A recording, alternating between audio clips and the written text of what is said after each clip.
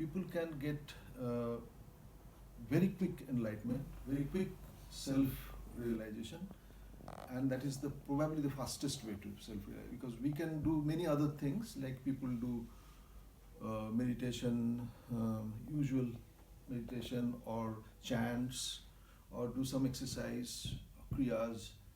It takes minimum 12 years to get some kind of experience. But our Grandmaster, he worked more than 30 years in Himalayan plain and other plains, and he was a scientist, chemical engineer, and very logical minded, not just believing something blindly. So he walked upon it, he used scientific method, and he realized that within very short span of time, if somebody wants to get some kind of experiences which are about the sensitivity, about the healing, about some other things that you usually, ordinarily, you will not be able to access, using this meditation, you will suddenly realize that you have got certain extra, reach in energy domain to experience something beyond normal, experiences. So then he got permission that why not we talk about it and explain it to people, those who are spiritually inclined and who wants to experience similar experiences that Master had realized. So he brought it to the mainstream, or you can, what you call is main, the people who are like us, to practice this. And it is so simple, yet it is so powerful if it can be done every day, 365 days a year. Now, easier said than done. 65 days a year, spending 30 minutes for our own benefit sometimes becomes difficult. And why it is difficult, I'll try to touch upon that today, before we start meditation. I request you to keep your arms and legs uncrossed. You can cross it like that, but don't cross like this. Okay, so be receptive. We don't like to do something. We like to read something for our knowledge. So brain gets some knowledge all the time. But when it comes to actually do the thing, very few people do it. For the simple reason, two things comes in our main, what you call as a impediment, or what I call is obstruction or barrier. One is, of course, everyone knows,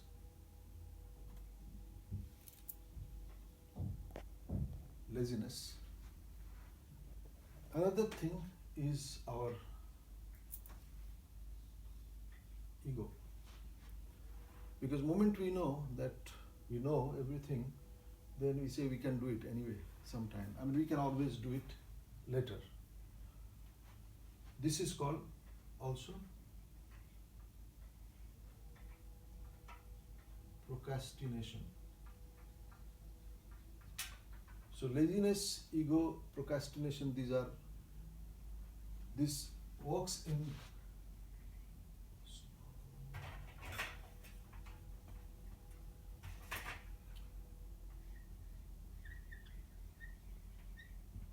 physical level and also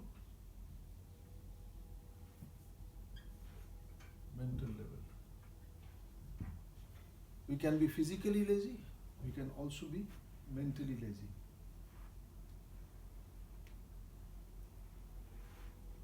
Ego. Our ego, we can be having a bit of knowledge that we have gathered, and we tend to be looking for something shortcut, some shortcut process. Okay, and it's good to learn shortcut things. That's what Master has done actually, because Tibetan process can be very, very elaborated process. But even if we have shortcut, we like to make it more shorter. That becomes a problem, and we try and look for those processes, quick fix, quick gratification kind of thing, and it takes us further from the actual path. Procrastination is a kind of laziness which is more of mental and emotional level, which I was talking about. We always say that we can do it tomorrow, and that tomorrow never comes. So Master says that before even you think about meditation, first try to learn how to get rid of the physical and mental laziness. And very difficult thing is this. This does not go so easily. This is because we keep getting a lot of information available, and those information, if we need to discern which is good for me, which is good for the people, it becomes what I call is research. Master has done a lot of research, which basically helps us to bypass that research part and just do as he explained it. And if we do like that, then what happens is we save some time. And this is very important because we have got limited time at the moment. If we live for 100 years, we have got 3,600 and 500 days. And if we have already crossed 50, then already we have lived 18,000 years. Now question is, the time is fleeting. It is just going. We cannot go back and forth. We have to really understand what we are here for, what exactly we want to achieve. So Master says that what we are here to achieve is to remain with the flow of life. We have to understand the flow of life without any negativity, or what I call is without the fear, or without the limitation or boundaries. If we can keep everything in abundant, if we do not have any feel of scarcity, then we are living our life in a flow. And if we are not feeling that kind of situation where we always see there is some resistance, some problem, some impediment, some kind of negativity around, then actually our life, our flow of life is not very pleasant, and it gives us things like stress,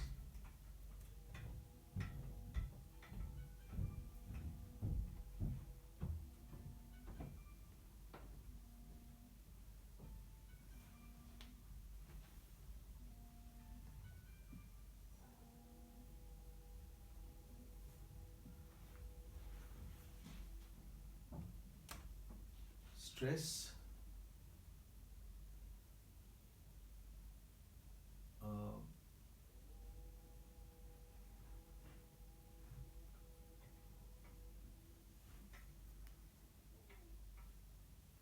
depression,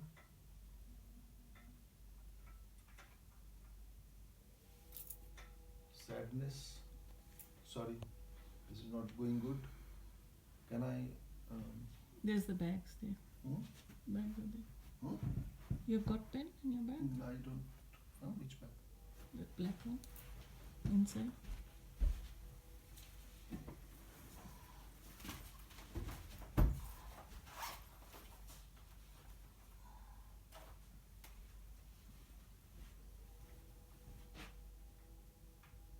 Yeah, this is good. Sadness, fatigue,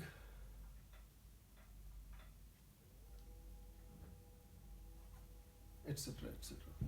Can you please explain that once again? Which one? How Stress. Yeah. Yeah, stress. Sorry, my.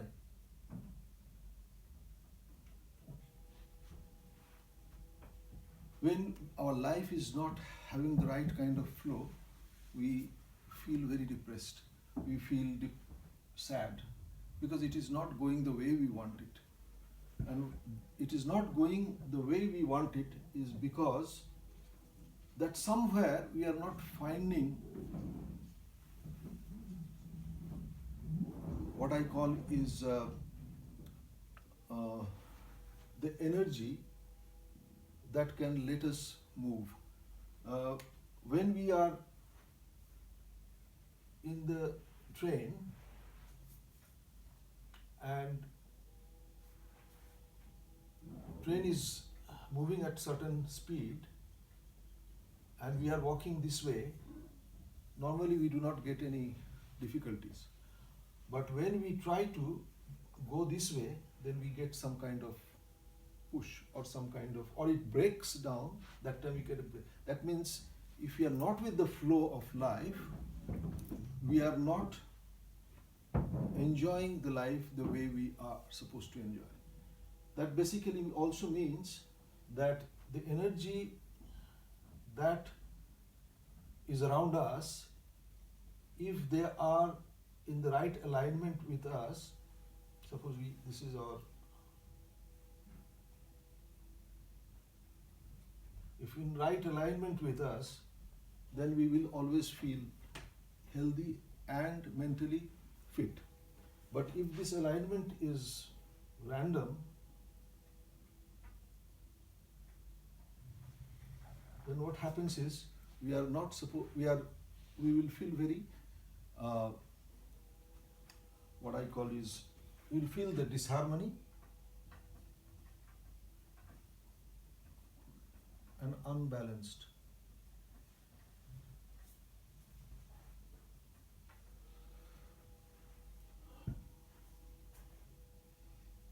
Now, if we want to make the life in the right alignment, right harmony and balanced, then we need to also understand something, some force that is running this life. And to get that force running our life, the fuel which we use is called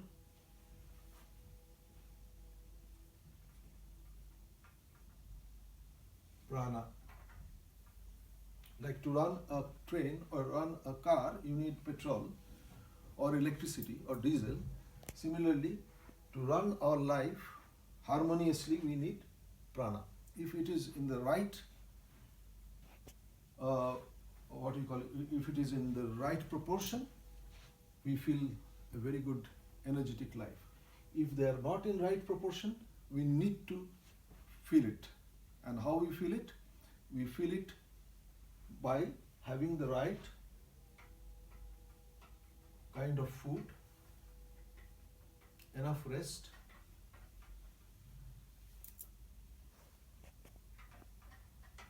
exercise,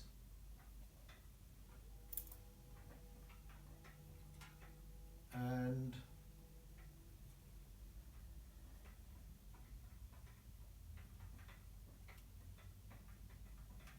meditation.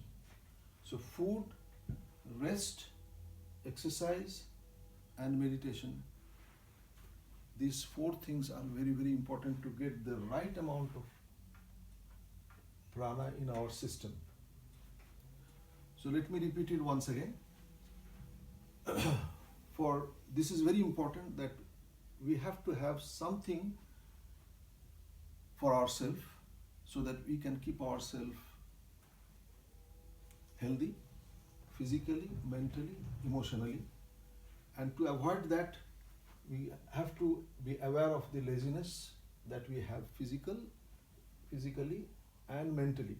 Physical laziness is something like when we do not have got any interest in doing something physically. Mental laziness is like procrastination, which we tend to, delay the things forever. And the ego means where we try to do something shortcut and try many things, like people do window shopping we want to see this also, and then we are confused. We don't know which one to really take for us. So Master has helped us to at least find out which is the quickest and fastest way to get rid of these kind of things which are very common in our life. Although it looks like emotional problems, but believe me, any kind of emotional problem can cause physical disorder if we do not treat them. Do you agree with me on this? If the emotional problems are not treated, it can become physical disorder? Yeah. Okay. So, for example, there are some emotional problem in our life at the workplace or home or in our other part of life. How we can become aware of that? How we know that we are not really happy or really angry or irritated? How will I know? Is there any way to know that? Only way to know that is that we need to go inward. We need to really go inward, introspect, and think where we are going really wrong. So if you can introspect at least once a day, you can ask yourself, or we can ask ourselves, are we happy? Are we angry? Are we feeling pleasant? Yes, come. Is it too difficult to open it? Yeah, no, that's fine. So if we keep on asking ourselves time to time, then what happens is that we get an answer from inside. That no, we are not happy to the extent that we should. Please come. So actually I was just repeating something which I have already spoken to. It is about why meditation on twin heart is important, because it can treat our emotional problems, because emotional problems can become physical disorder in longer or shorter time, so we need to avoid that. And for this, all we need to do is take the right kind of food, enough rest, enough exercise, and meditation. And this is a commitment that we have to commit. If we don't commit, we have to be more dependent on pills, and long-term pills will cause different kind of disorders and difficult to treat. Coming back to this is whole modality from the level of meditation to application of this meditation towards getting a better community. If everybody is stress-free, everybody is happy, everyone is energetic, think about the community as a total. We'll be good people. We'll have a lot of nice and warm people around. And if the community is good, then believe me, the country can be a better place to live. And if the countries are good, then the planet can be very harmonious and nice place to live. When many people think, yes. So say suppose when we are angry or sad or anything in the workplace or something, you're saying that we have to get aware of it. So how do one get aware, or say suppose they know that why they are getting angry, okay, so somebody else is triggering it or anything in that lines. So what is the person supposed to do in that case? Okay, that's a very what I call it is a practical question, and there are many ways to do that, but believe me, unless we practice certain things, it's very difficult to even understand that something is being done and it is even, it can be addressed. Suppose somebody is making you angry. He is causing angry. This is what we think. We have to understand the cause, because the cause and effect, which is part of the whole thing in the world, whatever is happening, you have to go to the root cause. Suppose a person is angry or irritated, he will definitely send energy which will not make you comfortable. The energy around you is because of somebody's energy is not so. So that's exactly I was telling. If there is a disharmony in the energy, which can be angry energy, it can be sad energy, it can be any kind of emotions which is not very comfortable. If he is having that kind of energy which is random, which is not aligned, it will affect us. So if we are aware of that somebody is troubling us because his energy is not aligned, all we need to do is we have to either become neutral or we can supersede. Our energy should be such that it can align in the right way. For example, have you noticed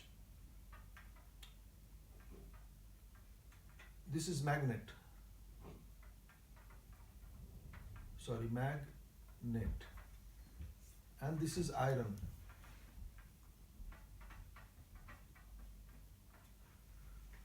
Generally, iron doesn't have the ability to attract or repel anything. Magnet has. But magnet, if is in the proximity of iron, then what it does, it also magnetizes iron. Correct? So, why it can do that? Because it has a field.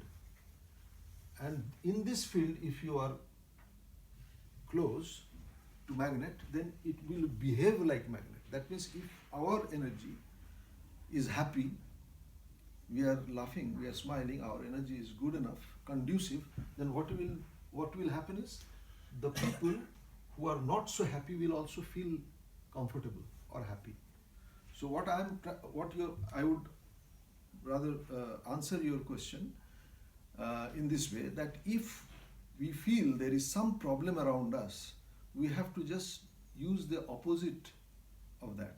That means if we see somebody sad, so we have to bring more happiness. And you can alter your emotion if you are regularly meditating. You know how to attract the positive emotion. Anything that is not so conducive, not so positive, you can turn it into positive. Suppose somebody is having, for example, some people are very jealous.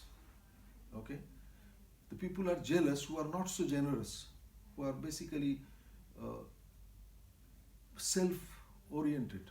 The self becomes more important for them.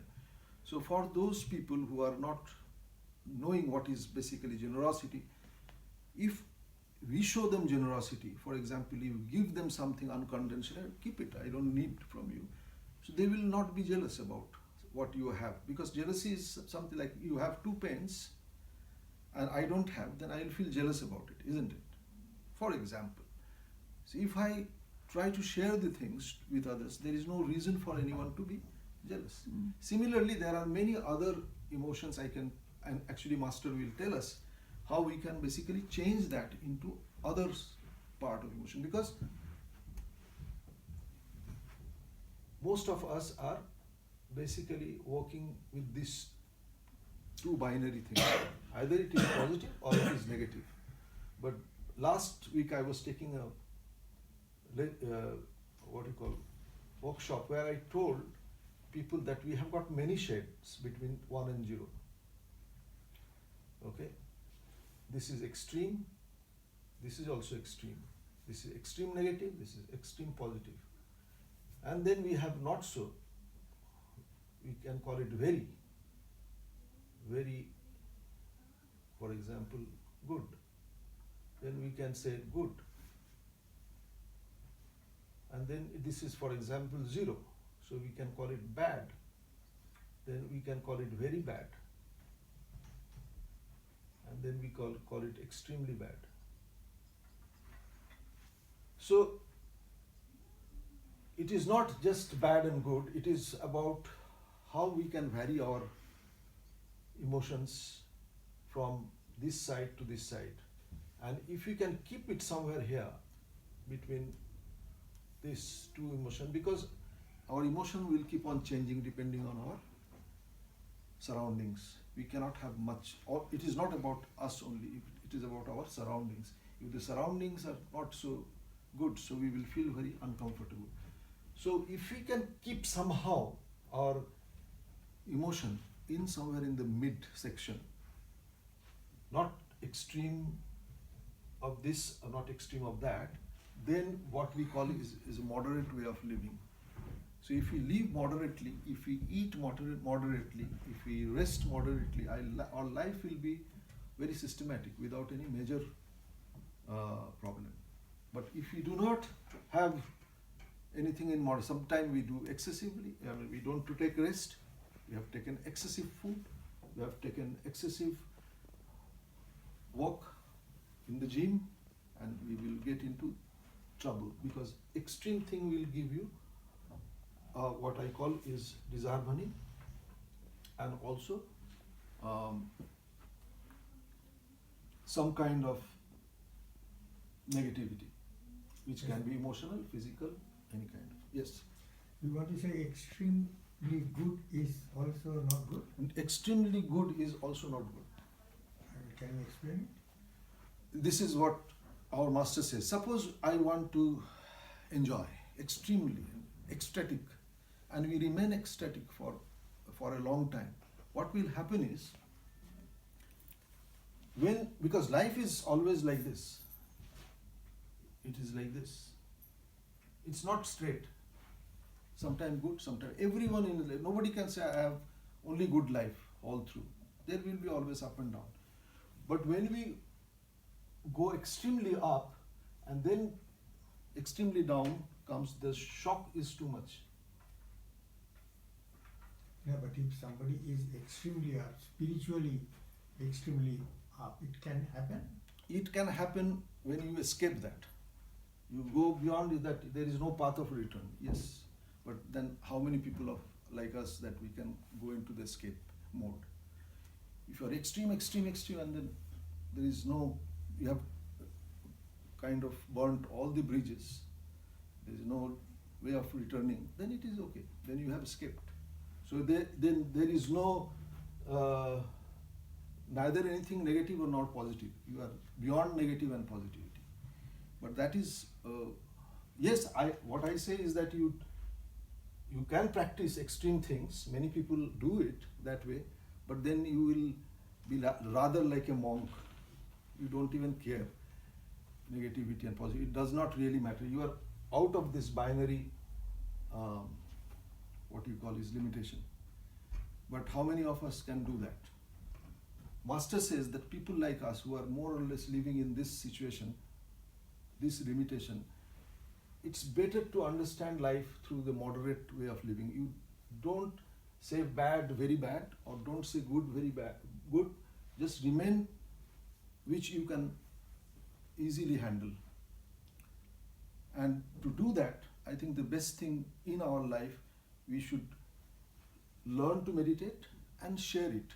Sharing means sharing energy, not sharing our wealth. Whatever good is happening, we just try to share it with others. What we do in Twin Heart Meditation, when we get right amount of energy, we send it to others so that people who are not so lucky, not so healthy, emotionally unbalanced, they can get the benefit of that. So healing is another aspect. Master has very serious about it, that people who are getting the energy in their system, they should also share it, because energy is something which will deplete or it will slowly go out of our system. So to keep it in our system, or it's best to share. If you share it, like if you get a lot of money, there is no point keeping it in the house.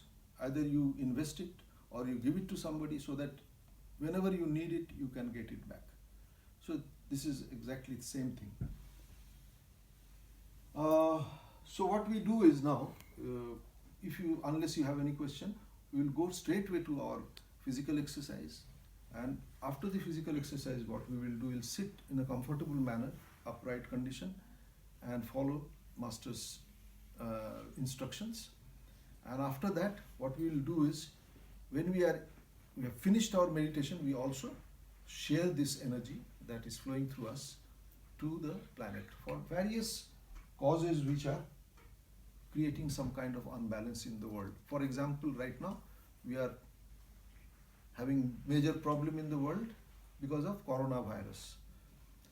So we will also bless those people who may have got affected due to the coronavirus, or their family or friends or whoever is getting into this trouble.